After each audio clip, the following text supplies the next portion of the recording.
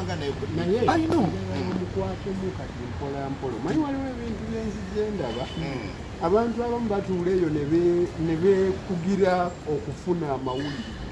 kati nga omufunye n'omulinaana baako ebintu by'omubulira mpola omubulire lwaki ensi anaawulira kubanga bamwitandira banabo tasobola kuwulira ndya nabo omugaati gumulemesa buli ndya nabo tasobola kuwulira omugaati kanaye nange bondaba ndi mumuwulirira otusanze munyonyola nti yayimba mu struggle ey'amaanyi gye mwayimbiramu nga music mumukuba misana abadde apromotinga bagenda bayimbi bagifune sene mu sako ya federation which is not bad but that is not our problem bw'okwata endowooza y'omuyimbi n'ogiyingizaamu lundi ku economy efudde musically bwe mwayimbiranga olunaku za Christmas tubeera n'ebivulu ebisuka mu 100 oba mu 100 kati essaawa za Christmas etuuka nga tulina ebivulu ebyo kati omuyimbi sente za lundi agenda zijjawa omuyimbi n'abeera ne mind ye gamba tukanyimba ebibye ebiri mu Uganda ali mu komera ya lundi omuyimbi omusiikiriza n'otandika n'okuzibikira kuliya kwe bw'otandika okumusaako essente z'omuwola nga zirina akakwate ku by'obufuzi wuliriza point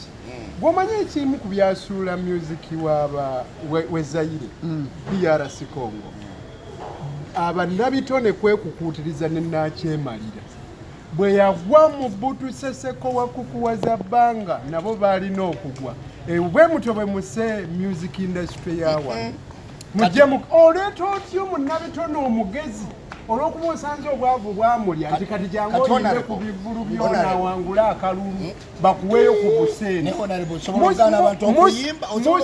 musenyonyonyo kati ne mumala nga mubadde buntuntu bwe bayomba abaana bakuwadde example ya Mobutu Seseko eno Uganda nawe Mobutu Seseko oyimbidde for more than myaka 25 olimba olumu olw'omuyimbi omanye sente zalukozesa milioni nga 8 kusiteekeza kakati just the audio and video nga tugaseko promotion ekitono nga tugaseko promotion nga tugaseko biki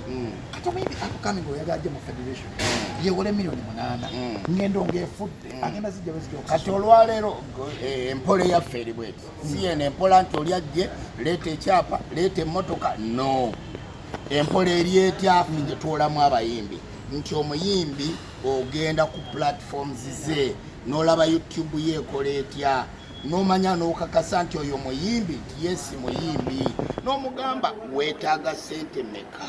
omuyimbi n'akugamba nti nze wano wendi neetaaga obukadde 10 ba upcoming abali abasinga beetaaga obukadde 5 obukadde 10 abasajja ba superstar ab'amaanyi beetaaga obukadde 10 beetaaga obukadde 5 okweyongera walo n'obukadde n'ebirala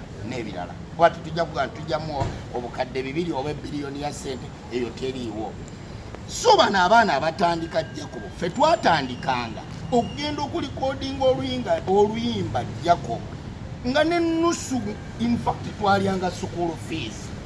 okugenda okulikodinga oluyimba kati bano ab'olwaleero bafunyewo n'ako akasente tugisa kabaleetedde abantu bakewole bakole ennyimba bagende mu studio ez'amaanyi miliyoni 2 osobola okugenda mu studio ey'amaanyi n'okola oluyimba ate nilulagawa niluleta sente meka nga mutunulya just YouTube channel na sente zayingiza online agenda du promoting atya olaba yatandise n'akantu okimanyi mu Uganda nti omuntu atalina aba following tasobola kufuna music industry okimanyi nti olwaleero copyright yaffe eri gazetted. Yes, eri gazetted. Wera nbudi kama kuliko mungazi. Yes, eri gazetted. Wakafuna sente kubira ko education. Wakafuna sente. Soko kubira education ngalo kulise. yakoze olulu n'olugendo ebyo yabyenswa wakafuna sente meka kuvanga eri gazetted oli muyimbi ebyaddala wakafuna sente meka kino njogera mazima engeri gyeri nti akagifuna sinafunawo lwaki mukulira mugazi kati olwaleero sisobola kubira president wa Niki na olwaleero platform gyataddewo abantu e Uganda okimanyi nti abantu bakategeera n'ekigambo copyright Jacob okimanyi oli otama bubaka ki bw'omuweereza bw'abatwala mu federation oli otama bubaka ki bw'omuweereza bw'abatwa azaayo mu federation kino lodi bitem amanya amazima kino njagala ako bangambye nze ojja kwogera lodi bitem mubamu ku bantu abatandikira music ku grassroots wansi nga CD talina video nga CD yemufudde nti ze ndi muyimbi nga ne track yennyini uliriza ndupinge essaawa zino kirabu ntono owulira ezaakolanga kiri etedda essaawa zino ebivulu bitono nebina bibadde ki lwaki bivulu bitono lwaki kirabu ntono because economy ya Uganda yafa social media solution federation yanabadde esooka okutunuulira kwe kumakinga sure nti omunauganda oba omuyimbi omunauganda wasigadde okulyako online wano ku simu naye wano waliwo ekizibu nti bannanyini makampuni agatunda data Uganda yensi ekyasinziremu okuseera data nkikuddiramu mu East Africa yonna Uganda yensi ekyasinze okuseera data omuyimbi omutanzania atekayo oluyimba limu awe emu naaweza akakadde kamu because data waabwe ali accessible naye wano kakati sokoje ebigambo ebyo akutuma ali mukutuma leka musiime ebigambo byayogedde amala ntume ebigambo byayogedde tugenda kukola radio ya federation ano muwadde omulimu era edirisa musuuza nkusaba radio yaffe ya federation owulira ebigambo byayogera bya kintu kikulu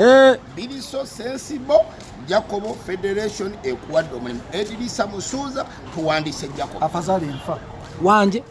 emundu n'okufuna omulimu mu federation afazali nfa emundu ekuyitamu ontuma okunaaza embizi nasigeze kola ku federation katonda ninga wanyiga nnyo Jacobo afazali nfa Jacobo ontuma okunaaza embizi nga sikoze ku radio yaabwe gyonna gye bagenda okukola banga gyeri bwebanga solution nze ndi mu radio business ngimanyi ng'ogamba nti kale federation egenda kukeera mu makye kule radio kamba kubire mu ngalo nene ez'abasajja balina abagaga ziri mu kuggalawo wanjisebo tukuyise okuggala waki ziri mu kuggalawo because economy nfu temulimu sente omulimu tugukuwadde nyinza okukola ekyamagero wano nensasulirawo sente oyagala kukolera musala gwa sente meka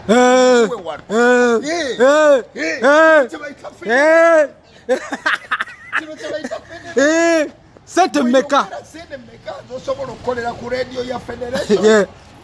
omusajja azikuwe mukama wange artist kontuma okunaza embizi nkole ki nga sikoze ne president wa Nigeria oyo no president wa Federisa Musuuza wamanyi olwatulaba ku copyright olwaleero abayimbi beesiimye beeyagala buli kimu kitambula olina domuwa sente meka Jacobo okusinziira ku bantu betuzze nga betwagala okukozesa Jacobo okusinziira ku experience ye njagala yatugambe in fact Eddie asobola n'omuwa blank check